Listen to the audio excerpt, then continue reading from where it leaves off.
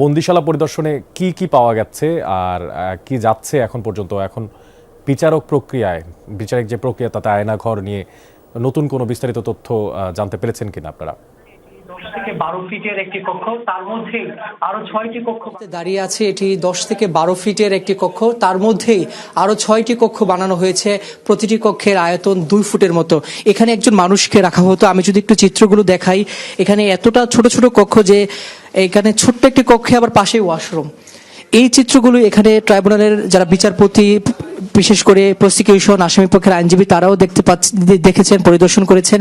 এত ছোট্ট একটি কক্ষে একজন মানুষকে বছরের পর বছর রাখা হতো এবং 5 আগস্টের পরে অনেকেই মুক্তি পেয়েছেন। বিশেষ করে আমরা কিছুক্ষণ আগে একটি কক্ষতে গিয়েছিলাম যেখানে ব্যারিস্টার আরমানকে রাখা হয়েছিল, পাশাপাশি অনেক বিভিন্ন রাজনৈতিক নেতৃবৃন্দদেরকে রাখা হতো। এরকম জায়গাগুলো আমাদেরকে দেখিয়েছিলেন প্রসিকিউশন। এত ছোট একটি কক্ষ যেখানে একজন মানুষ দাঁড়িয়ে থাকাই যেখানে অসম্ভব, সেখানে দীর্ঘদিন ধরে তারা এখানে অবস্থান করছিলেন, তাদেরকে বন্দী করে রাখা হয়েছিল। এটি মূলত আন্ডারগ্রাউন্ড, অর্থাৎ টিএফআই সেলের যে মূল ভবন, সেই ভবনের নিচে একেবারে নিচতলায় এটি।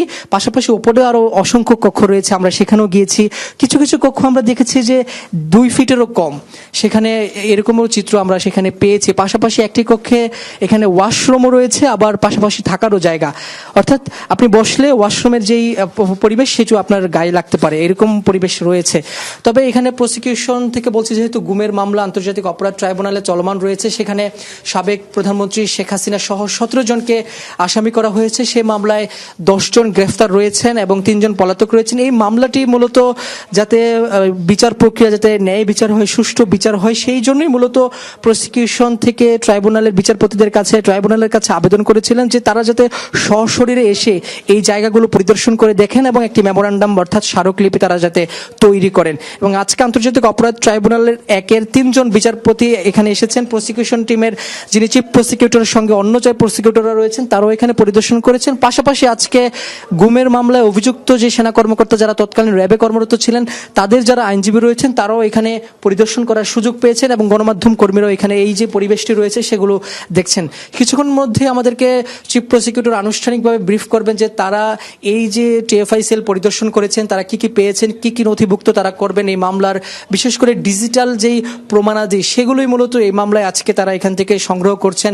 চিফ প্রসিকিউটরের সঙ্গে এখানে তদন্তকারী কর্মকর্তারা রয়েছেন, যারা তদন্ত সংস্থার তদন্ত কর্মকর্তা রয়েছেন, তারাও এখানে উপস্থিত রয়েছেন। পাশাপাশি র্যাবের যারা কর্মরত রয়েছেন তারাও এখানে তাদের সঙ্গে রয়েছেন, তারাও পরিদর্শন করে দেখছেন।